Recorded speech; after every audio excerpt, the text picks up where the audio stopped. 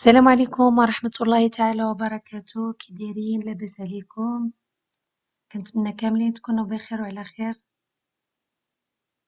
اليوم ان شاء الله غادي نتقاسم معكم يوم كامل تقريبا، غادي نخرجوا فيه ان شاء الله، نخرجوا فيه الوليدات للطبيعة، نبدلوا الجو شوية. فغنبداو بالفطور كيف كتشوفوا، عادي، شوية المسمن وكاس ديال اتاي مع شوية العسل والفرماج. نخليكم مع الفيديو، كنتمنى ان شاء الله يعجبكم.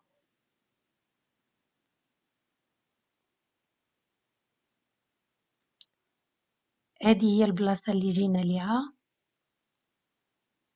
يلا حطينا الطوموبيل وهبطين. رغم الحرارة اللي كاينة اليوم والصهد، سبحان الله، هنايا كاين واحد البريد، حيت كاين الأشجار وهذا كيلطفو الجو.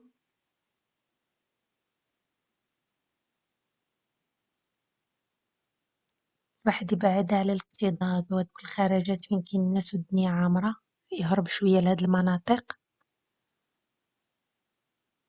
فصراحة حنا مشينا لبلاصة أخرى اللي فيها الأرض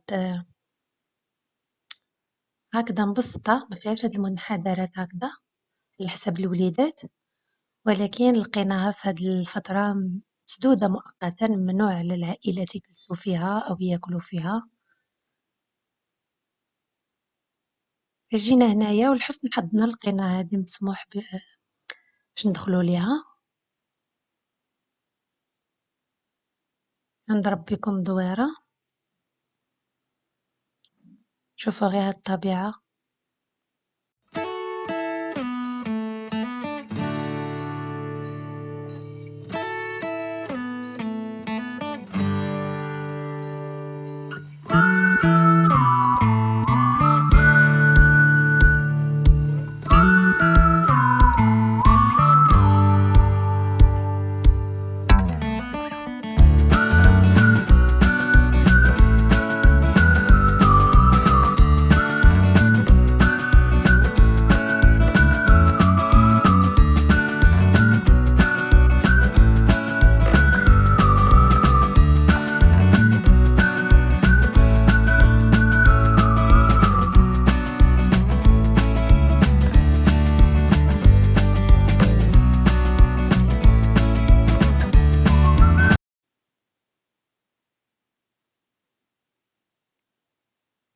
كيف كتشوفوا كنجيبوا الماكلة ديالنا، راه ممكن نحطوها تمايا.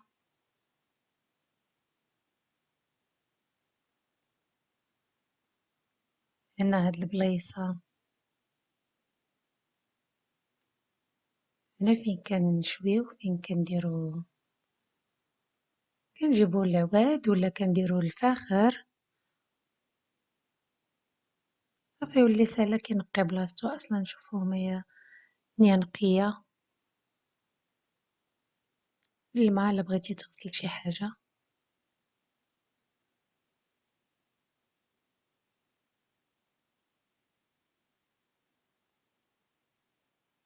بلاصة زوينة، ولقينا غير عائلة وحدة اللي جالسين فواحد الطابلة ليها بعيد، علاش منقدرش نصور كلشي.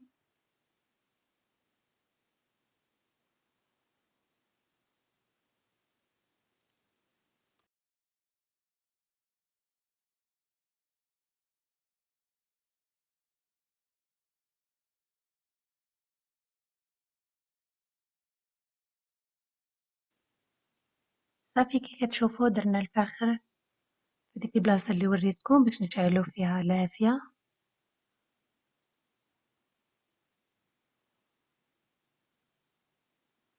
فطبعا برا غيتكلفو الرجال، حنا دائما مكلفين في الدار، فهذا تخصص ديال الرجال. نتسرحوا شوية، نستمتعوا بالطبيعة.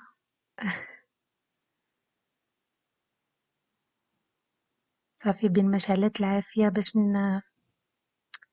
نشويو الحيمات ديالنا، غادي نمشي أنا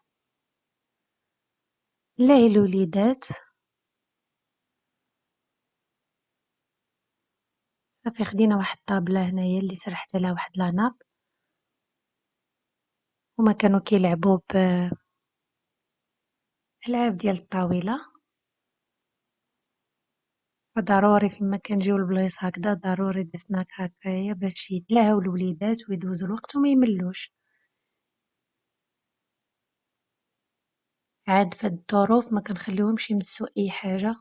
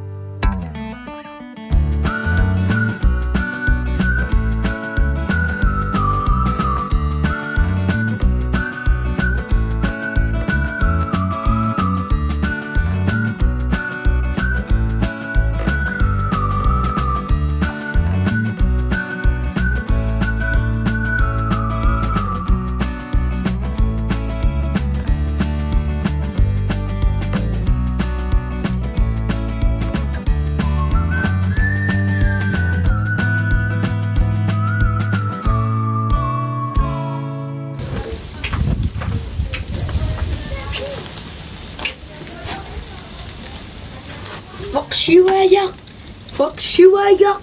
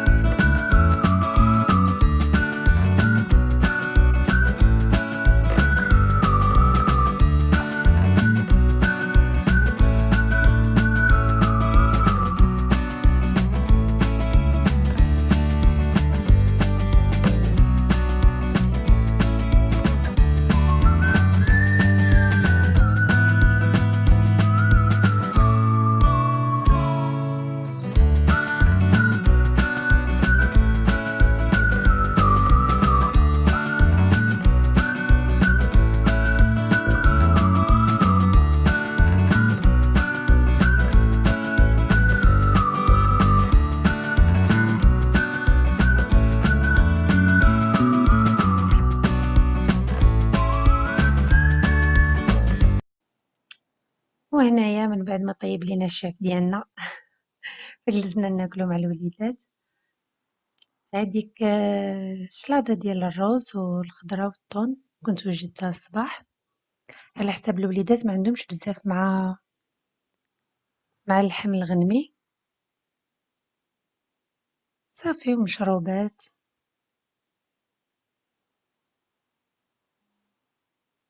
المهم بنادم كيبدل الجو ماشي بحال دائما في الدار وصافي.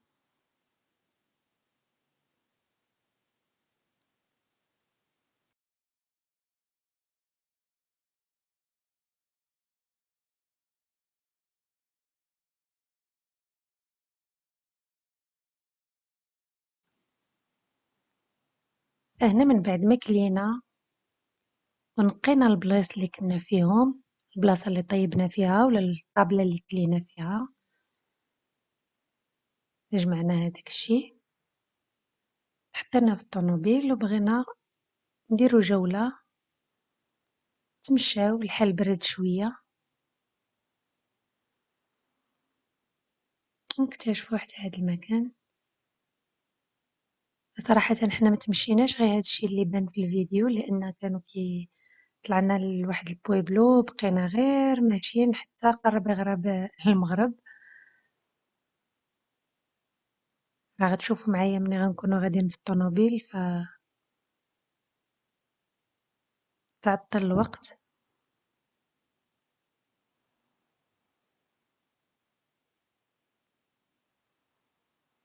صراحةً ما كاينش بحال الخروج هكا للطبيعة أحسن من هادوك البلايص المسدودين وكيكونوا عامرين، بنادم يتجنب الاكتظاظ ما أمكن لصالحو ولصالح وليداتو، والله يدير لينا شي تاويل ديال الخير يا ربي. المهم نخليكم مع باقي الصور، فرجة ممتعة.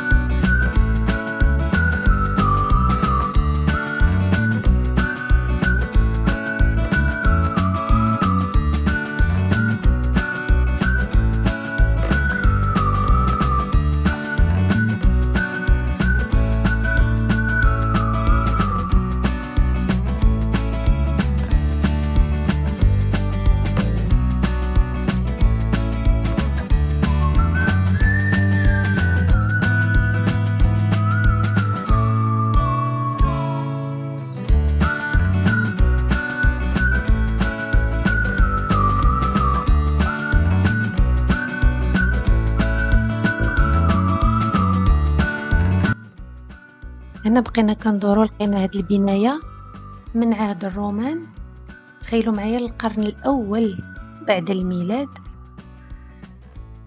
وهي باقا هنايا، فطبعا باقا صابرة غير بالترميم، يعني بناوها الرومان فاش كانوا هنايا، كيفاش كيتهلاو الإسبان في أي معالم كيف ما كانت ثقافتها وحضارتها.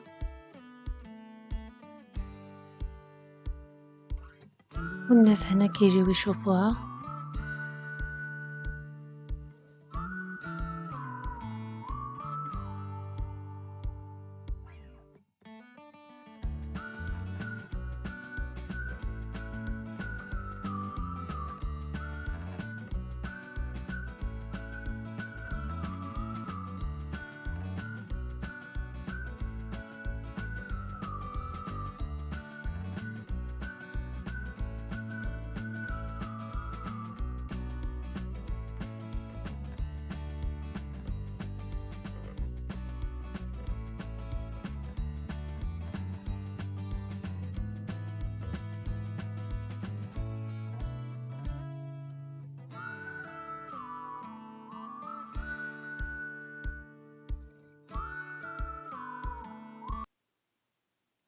أنا من بعد ما رجعنا للدار ودوشت الوليدات فصافي حان وقت الماكلة. فبغاو يتعشاو، ففكرت غير في التورتية هي اللي هكايا، قطعت بطاطا كيف شفتو درتها تقلى، وقطعت بصيلة درتها تشحر،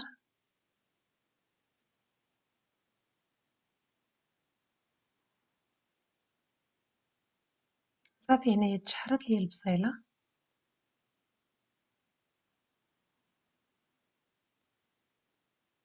أنا هنايا من بعد ما قليت بطاطا وشحرت البصلة، ناخد هنا واحد الإناء اللي لحت فيه شوية الملحة والبزار. طبعا التورتية كاين اللي كيدير فيها خمارة د الحلوى، كاين اللي كيدير فيها معلقة ديال الدقيق، كل واحد والمقادير اللي كيستعمل. أنا غندير فيها غير هادشي اللي قدامكم. البيض طبعا على حساب الحجم ديال المقلة، على حساب الكمية اللي بغى يدير كل واحد والأفراد. عندي البصيلة بطاطا، عندي هنا واحد 9 البيضات. غادي ندوز نطرب البيض أولا وعاد نزيد عليه شي لاخر.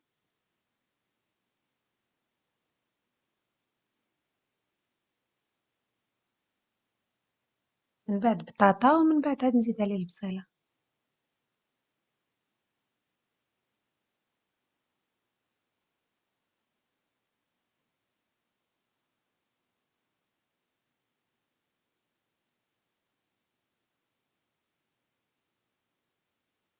صافي هنا غادي نبقى نهرس بالبيضة بالبيضة ونطرب مزيان، عاد باش غادي نزيد باقي المكونات.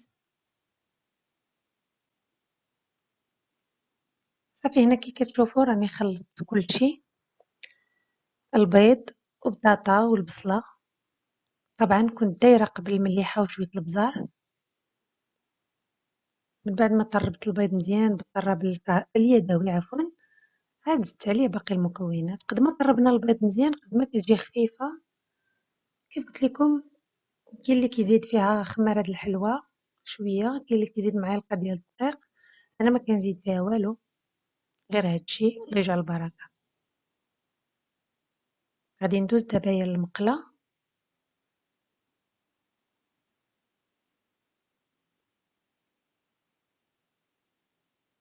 أنا عندي مقلة ويستحسن تكون ما تلصقش، لأنها إلا لصقات ما درنا والو.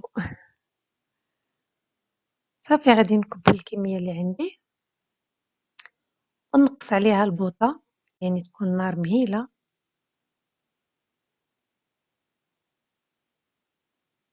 ونخليها طيب على خاطرها حتى تبان ليا طابو الجناب وشدات في راسها. عاد كنقلبها، إلا قلبتها قبل غادي تهرس ليا وغادي تفرتك. حنا بغيناها تبقى مجموعة.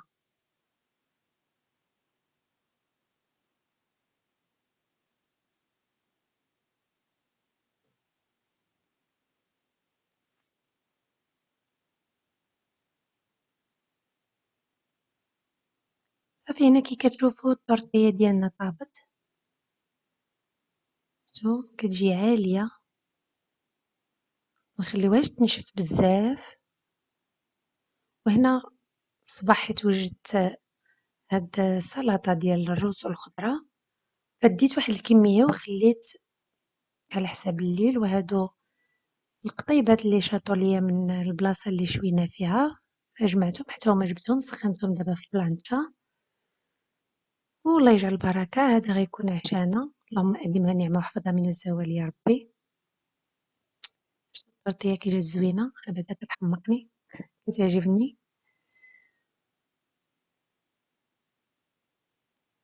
وكنتمنى فيديو اليوم ينال الإعجاب ديالكم، وتكونوا استمتعتوا معايا هاد الجولة اللي درنا. شكرا على المتابعة، إلى فيديو قادم إن شاء الله. إلى اللقاء.